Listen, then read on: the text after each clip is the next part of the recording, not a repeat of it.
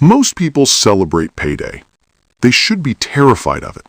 Not because money is bad, not because spending is wrong, but because payday, the single most financially powerful moment in your month, lasts about 48 hours before it quietly disappears, and nobody ever taught you what to do in those 48 hours. Not your parents, not your school, not your employer who just handed you the check.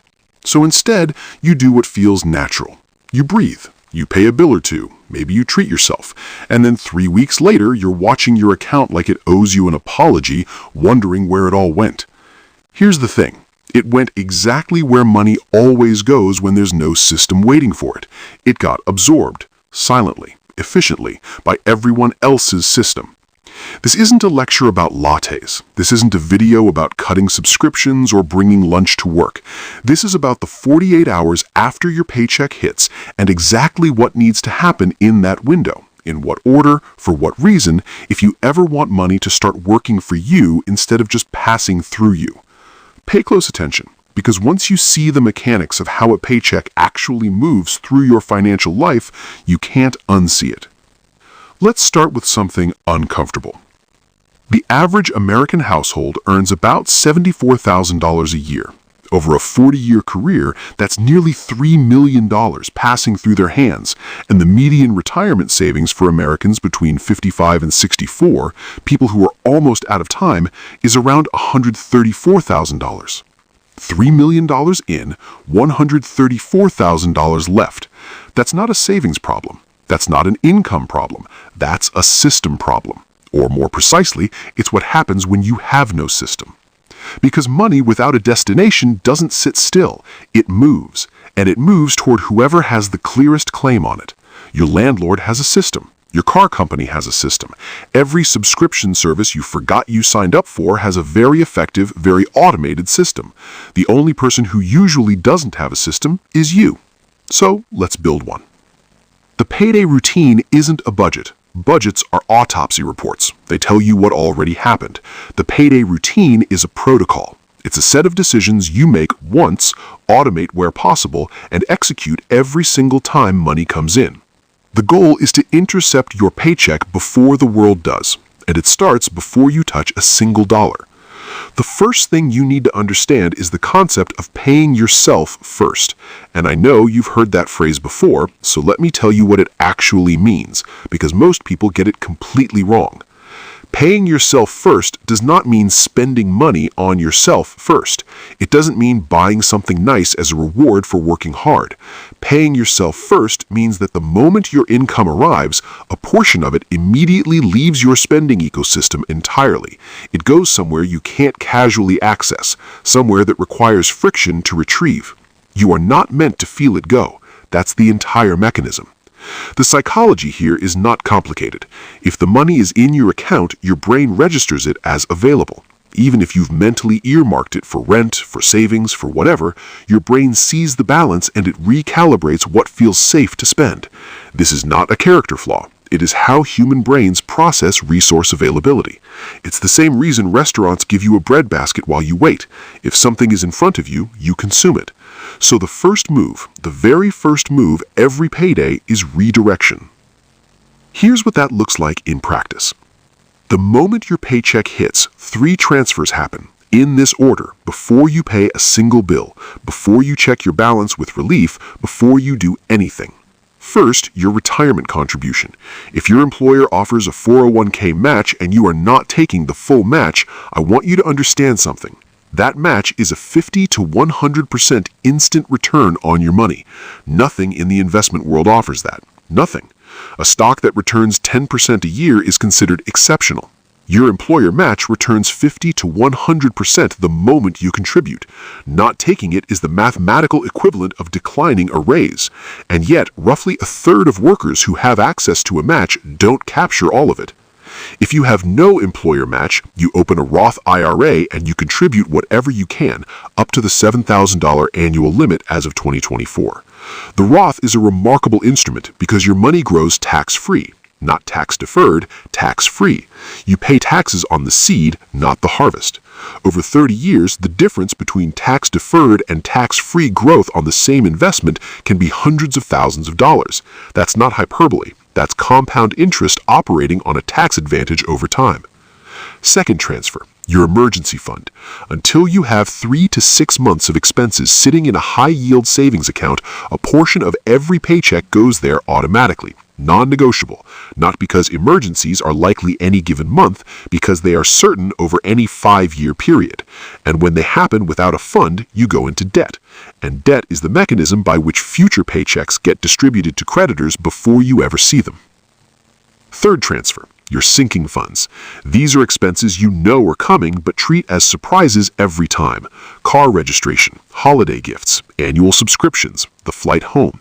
These expenses are not emergencies, they are scheduled certainties, and yet most people pay for them with credit cards in a mild panic. Sinking funds work like this. You take the annual cost of a known expense, divide it by 12, and every month you set that amount aside in a labeled sub-account. When December arrives and you need $800 for gifts, the money is already there. It was never a crisis. You just made it look like one by not planning. 3 transfers: retirement, emergency fund, sinking funds. They happen the day your paycheck arrives. Everything else, rent, utilities, groceries, fund money, comes from what's left. That last part matters. What's left, not what's first. Now let's talk about the bill layer, because this is where most people spend all their energy and make the least interesting decisions. Your fixed expenses, rent or mortgage, insurance, loan minimums, these are non-negotiable. Pay them on time, automate them, and stop thinking about them. Automation is not laziness. Automation is the removal of decision fatigue from low-value decisions so you can focus cognitive energy on high-value ones. Every time you manually decide to pay your electric bill, you are spending mental bandwidth that could go towards something that actually changes your financial trajectory. What you do want to think about is your debt repayment strategy. If you carry high-interest debt, credit cards, personal loans, anything above about 7%, you are in a quiet emergency. Here's the math that most people have never actually seen written out. A $5,000 credit card balance at 22% interest paid at the minimum payment takes over 12 years to pay off. Total cost more than $9,000. You borrowed $5,000 and paid back $9,000 for a balance that started as $5,000. That's not a debt. That's a subscription to poverty that you forgot you signed up for. The correct move is aggressive, targeted debt repayment using one of 2 methods. The avalanche, paying off the highest interest rate first, saves the most money mathematically.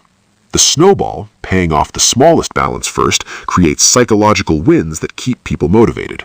Research suggests the snowball works better for most people in practice, even though it's less efficient on paper. The best method is the one you actually stick to. Pick one. Automate the minimum on all debts. Throw every available extra dollar at the target debt. When it's gone, roll that payment into the next one. The momentum builds. This is not a metaphor. The numbers genuinely accelerate. Now we're getting to the part of the payday routine most people skip entirely, and it's possibly the most important: the 5-minute audit. Every payday, before you close your banking app and go live your life, you spend 5 minutes looking at the previous period. Not to feel guilty, not to analyze every transaction, just to answer 3 questions. Did anything surprise me? Not in a catastrophic way necessarily, just was there a charge you forgot about, a fee you didn't expect, a subscription that renewed?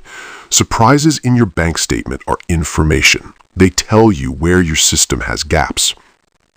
Did my spending match my priorities?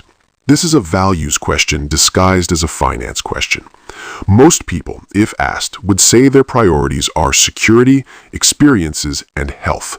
And then their bank statement shows mostly Amazon, DoorDash, and monthly payments on things they don't use. The statement doesn't lie. The statement is a more accurate record of your values than anything you'd say out loud. And third, what is one thing I can optimize next period? Not 10 things, 1. Maybe you noticed your grocery bill crept up. Maybe you're eating out more than you realized. Maybe one subscription is genuinely unused. Pick one thing, adjust it. That's it. The 5-minute audit is not a punishment, it's a calibration. A pilot doesn't ignore the instruments because the flight feels fine. The instruments are how you catch drift before it becomes a crash. Let's zoom out for a moment. Because this routine, transfers, bills, audit, it sounds mechanical, and it is, that's the point. But underneath the mechanics is a philosophy that I want to name, because it's actually the most subversive financial idea in this entire video. The system we live in is designed to maximize the velocity at which money moves from you to someone else. That is not a conspiracy theory. That is the explicit goal of consumer marketing, of credit product design, of retail pricing psychology. Every one-click purchase, every buy now, pay later option, every treat yourself advertisement is a frictionless ramp moving your money out of your hands as fast as possible. The payday routine is friction. Intentional, designed friction. It slows the velocity of your money leaving you. It creates deliberate pauses between earning and spending. And in those pauses, in that tiny window of time between when money arrives and when it gets absorbed, your entire financial future is decided. Not in big dramatic moments, not when you get a raise, not when you invest in something life-changing, in the 48 hours after every single paycheck. Over and over for 30 years. The people who retire with options didn't do something extraordinary. They did something ordinary, repeatedly, without stopping. That's it. That's the whole secret that the financial industry has somehow made feel complicated enough to sell you books and courses and advisors about. Here's where it gets a little uncomfortable. The payday routine requires you to confront a belief that most people hold silently, which is this: that your financial situation will naturally improve over time as long as you keep working hard. It won't. Income alone does not build wealth. There's a term for people who earn high incomes and have nothing saved.